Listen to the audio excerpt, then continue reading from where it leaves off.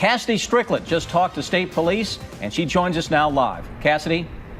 Sam and Amber, police say that Jeffrey Taylor killed Shannon Saylor sometime between March 4th and March 21st. Yesterday's crash is a reminder that driving under the influence can have severe consequences. Earlier today, when I talked to several county officials, they just couldn't believe that this actually happened to two of their own deputies. Well, I told you at 4, but I'm going to tell you again because these numbers are just insane. So this year, AAA estimates that more than 50 million people will be traveling this Thanksgiving. According to the arrest citation, a sexual assault kit was performed on the teen, but you all are still in sound check, and they're going to give us a little preview of what's to come tonight. Remember, the only thing different for you is that your tip will be going to Harold, and I'll be the first to tell you it smells really good. I'm actually really hungry, so if you're looking to grab some dinner, make sure to come down here. I'm standing outside of Sebastian Middle School, where some voters could come and cast their vote on the nickel tax today. Earlier today, I spoke with a resident here in Clay County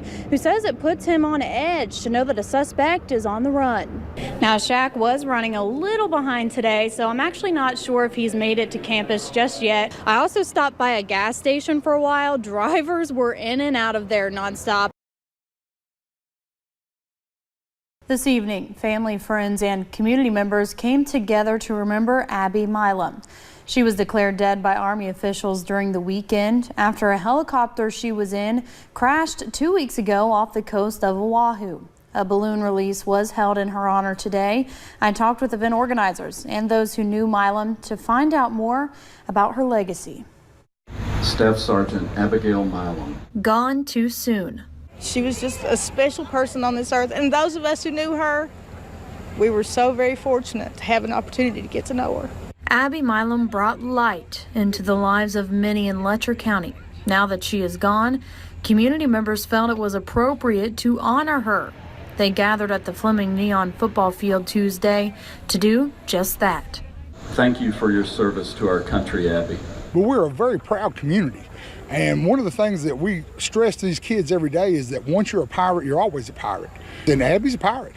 Balloons were let go into the sky to honor Milam for her service to the country and the lives she touched. One of the things that we like to stress to our players as a coaching staff and our teachers as well is patriotism. And anyone that's willing to serve our country and die for our country deserves to be honored. Those who were close to Milam are still processing her loss. She was just magnetic. I mean, everybody was drawn to her because she had a smile that would just, it didn't just light up a room. It was just like, it would cover up the sun. They describe her as magnetic, brave, and fierce. She gave herself to everybody. She made you feel special because she was so special. A special person who may be gone, but will never be forgotten.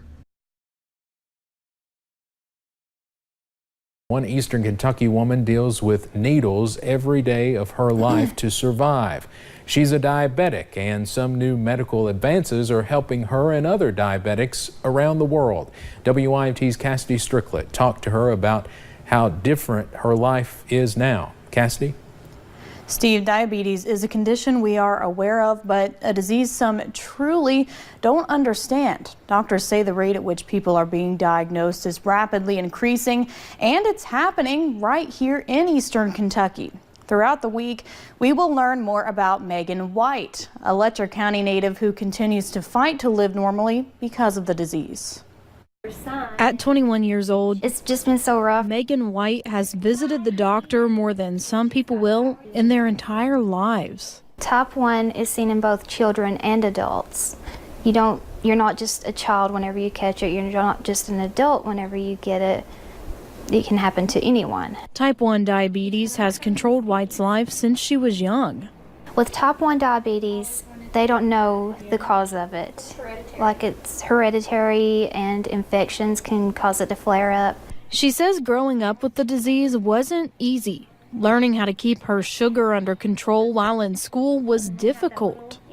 During class and everything, when I would have to leave to take an insulin shot, they would ask, why do you have to take shots? What is diabetes and everything? And it just made me feel so uncomfortable and out of place. White has to check her sugar 6 to 8 times each day. She also has to manage her insulin pump throughout the week. It'll say connecting the transmitter to the sensor. The current pump I have right now, I still have to program in my insulin, my blood sugar, and all of that. In the past, she was embarrassed about her condition. Now she's not backing down.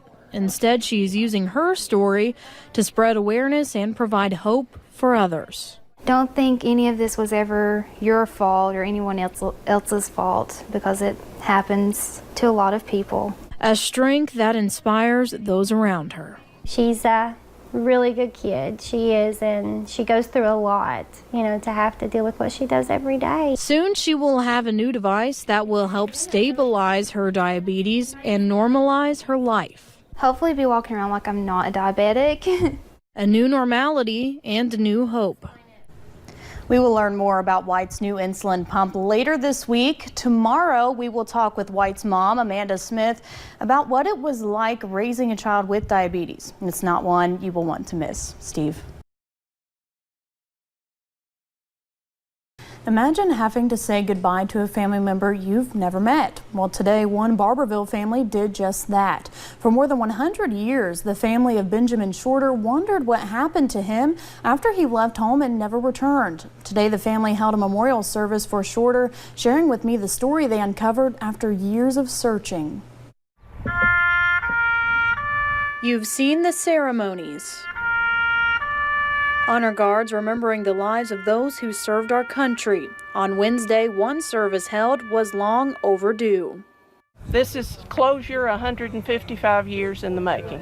In 1861, Benjamin Shorter left home to enlist as a private in the United States Army. However, his family never heard from or saw him again. His memory was kept alive by generations of storytelling.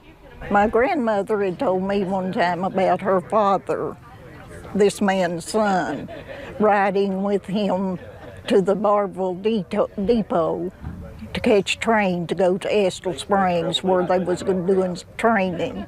Jacqueline Jackson began looking into what happened to Shorter more than 30 years ago, eventually learning he had died in an Army hospital in Nashville in 1862. His body ended up at Nashville National Cemetery in an unmarked grave. Couldn't stand it that he was there and died away from home with nobody and no family or anything. The family tried to have a headstone installed in Nashville, but later learned they could not. So they brought it to Barbourville, giving Shorter a proper military burial and remembering his dedication to the country. We're all proud descendants, and we're honored that he gave his life for his country.